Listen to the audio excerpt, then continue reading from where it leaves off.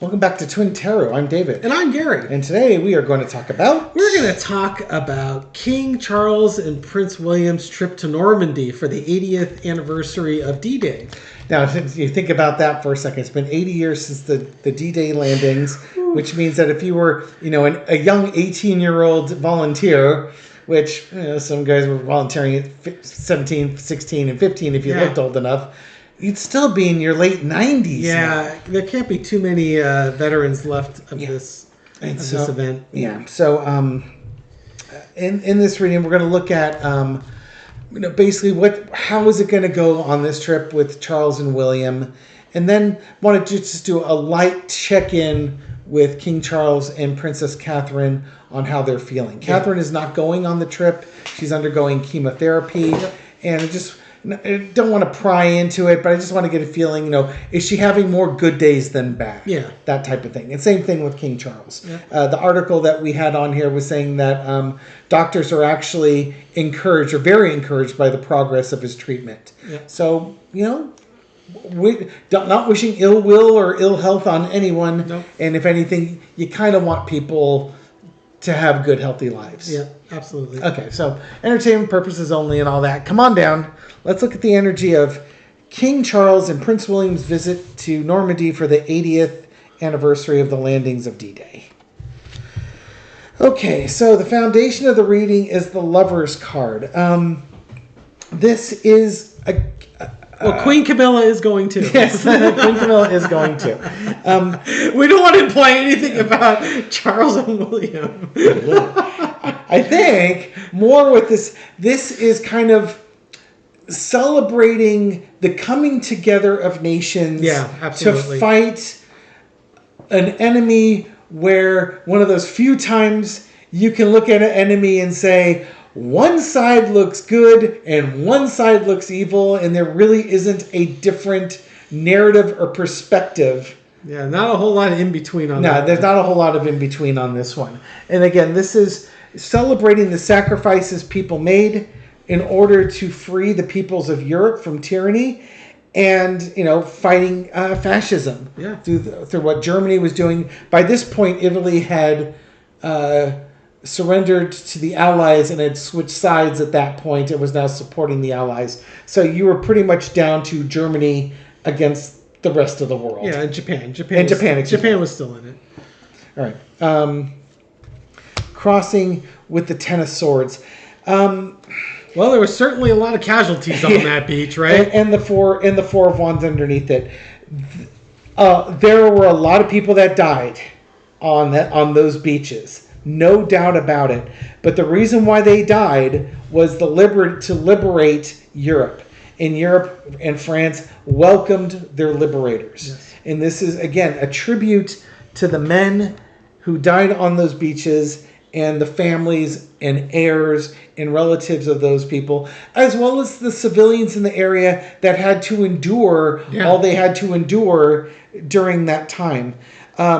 Ultimately, that Ten of Swords, it led to the end of the war. Yeah. When the Allies were able to establish a beachhead and then expand out to the point where Germany could not push the Allies back into the ocean or back into the sea, that war was over. It was just a matter of time. Yeah, it was just a matter of time at that point.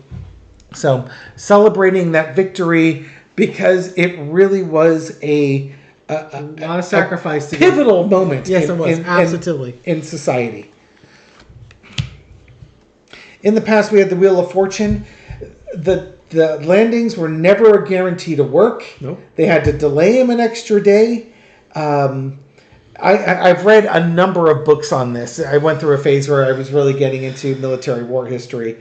And Rick Atkinson has a trilogy called the Liberation Trilogy. Fantastic series.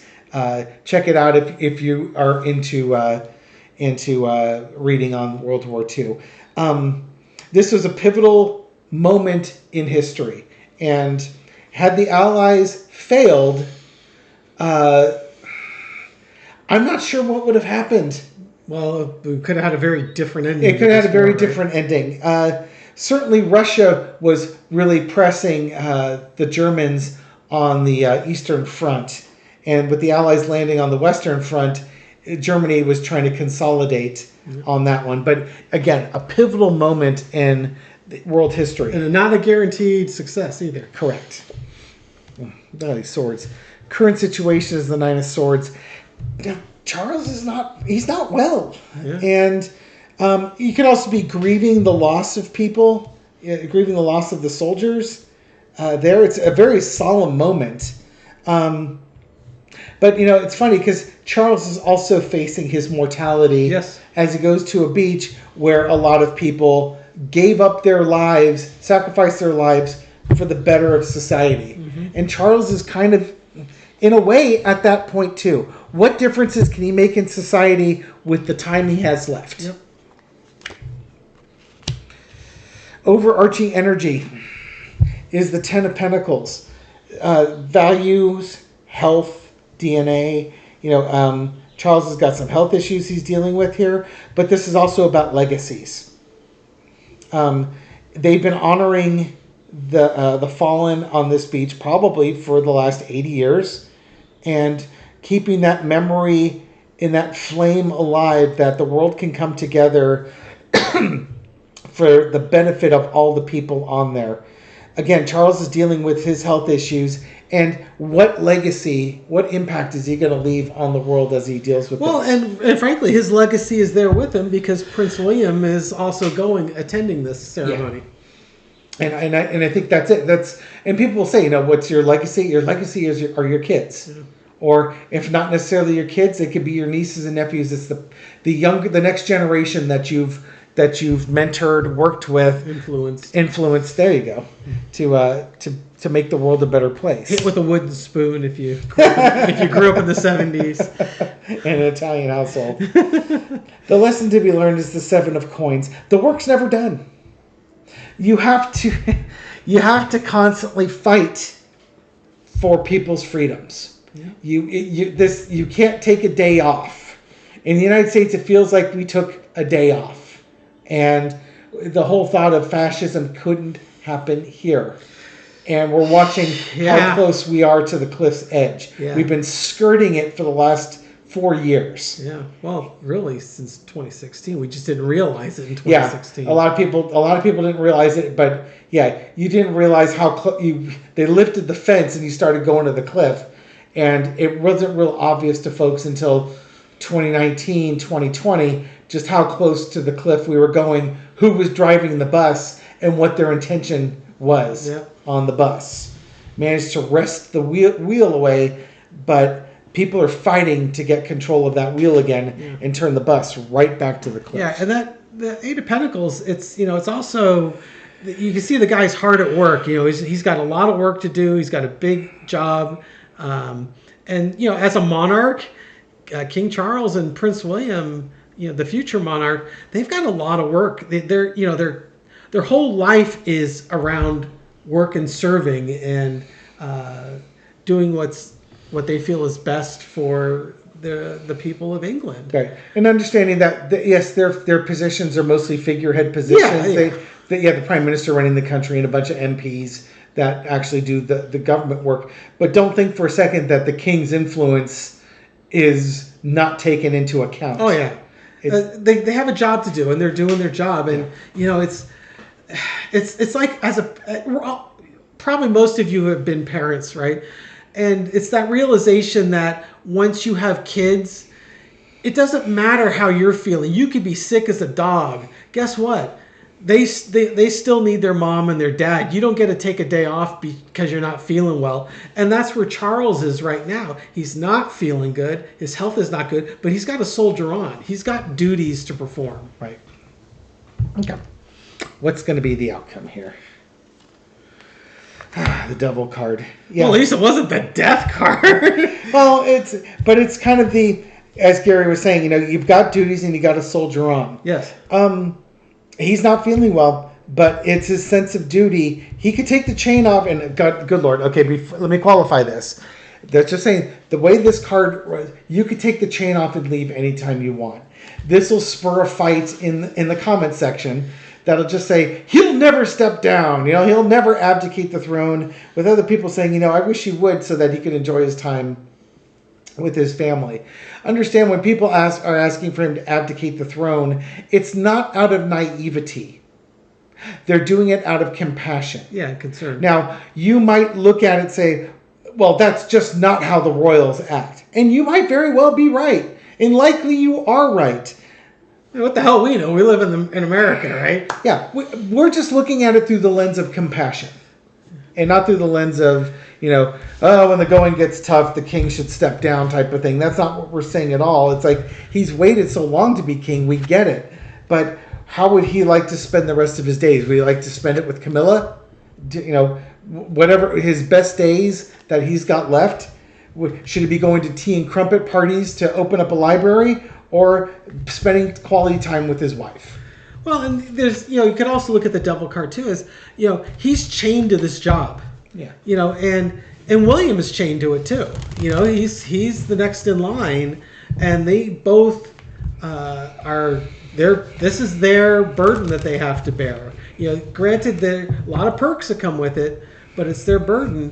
And in some ways, it's a gilded cage. Yeah, in some ways, Charles is taking the chain off, if you will, because he's bringing William along. So Charles is only going to one of the ceremonies. It's there's a couple. There's like an international ceremony, kind of the big ceremony, and that's the one William's going to. Charles is going to a smaller, more intimate ceremony. So it's like preparing him for the monarch. Yeah, exactly. So in some ways, Charles is starting to remove the shackles and the chains of that job, and giving William some experience, because he's going to have to take it on. Yeah.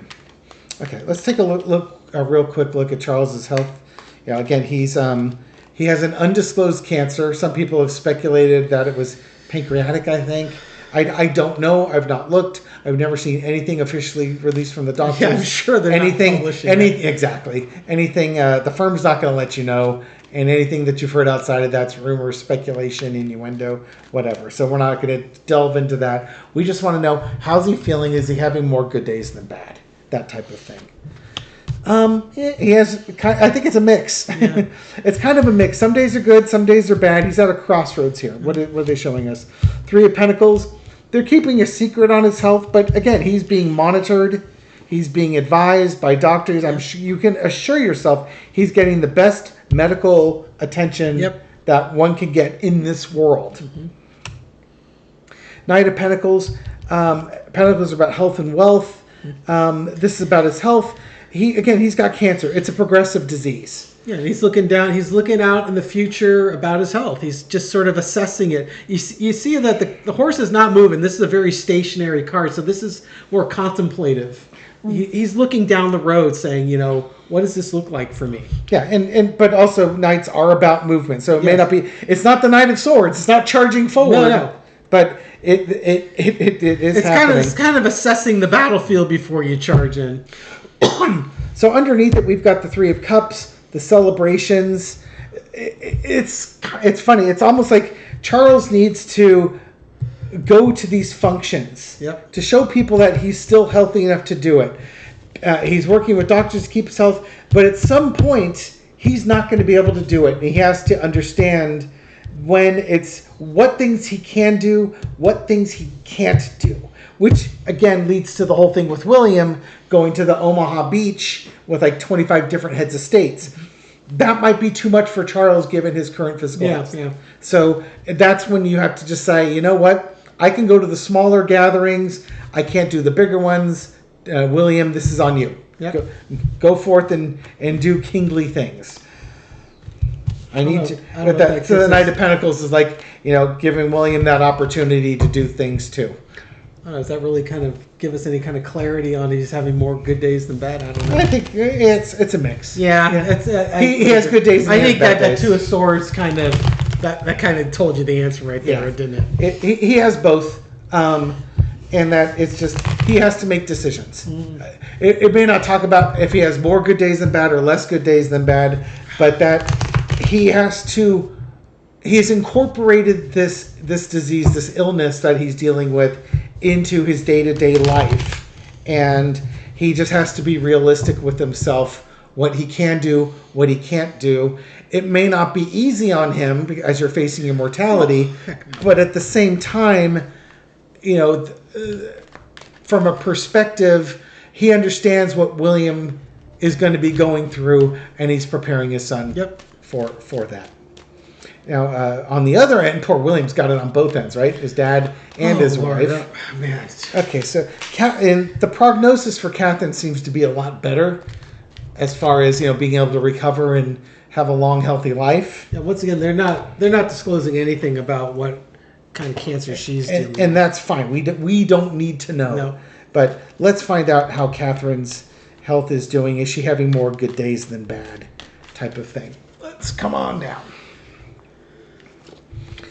Five of Swords. Five of Swords is about trying to, fighting, winning at all costs. Communications.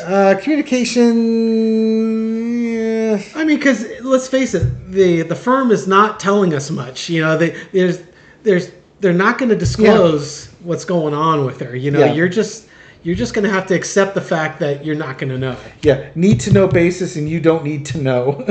Let's look at everything that we've got under here. Again, we got two major arcana. Where's that Queen of Swords again? Exactly. So, fighting, this winning at all costs, and underneath it is the Magician. Now, from the firm's point of view, folks who need to know will know. You don't need to know, and we will make up anything we want. We'll tell you anything that we want to tell you, and you can just suck it up and deal with it, because you don't need to know. We know, you don't need to. We'll tell you what's going on, and we'll omit things. That's one way to look at the PR campaign. As far as Catherine goes, she's fighting to win, and I think she's going to win this. The Hanged Man is looking at things through a new perspective. She has to take a break. She has to it gives her time to contemplate her mortality. Indeed. And everything that's going on. Because, you could die from the cancer she has. You could die.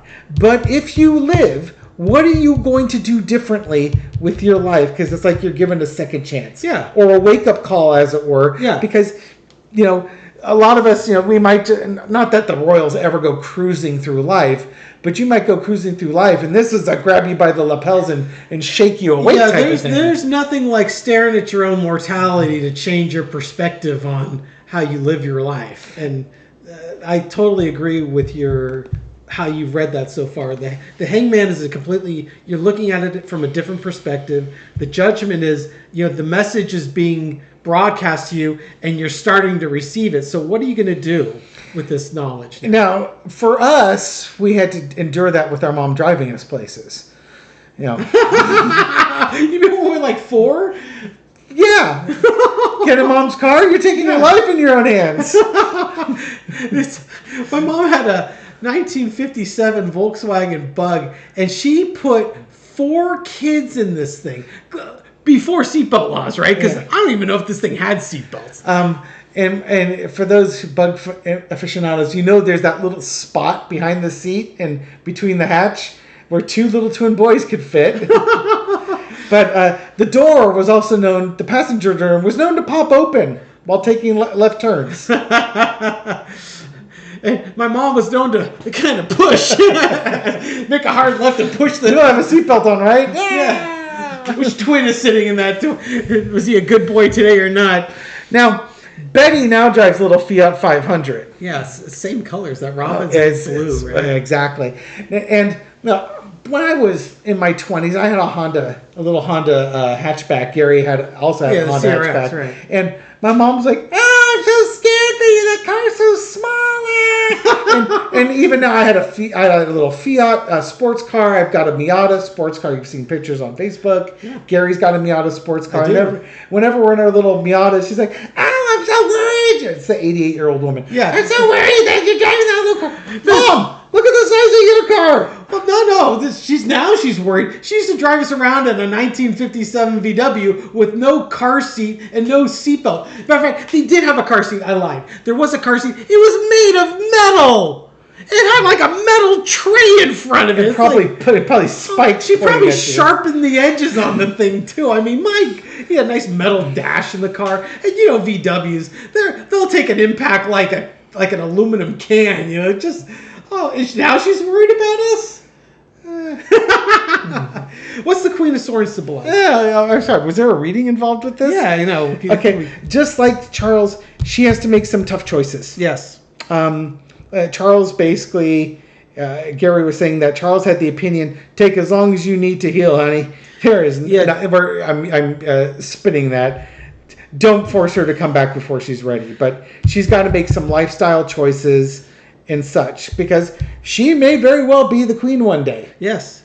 And Charles really, he really looks out for Princess Catherine, and he has a real, you know, the two of them are battling cancer, so now they've got, you know, kind of something to bond them together. Yeah. And as if there wasn't anything before. Yeah, because exactly. There probably was.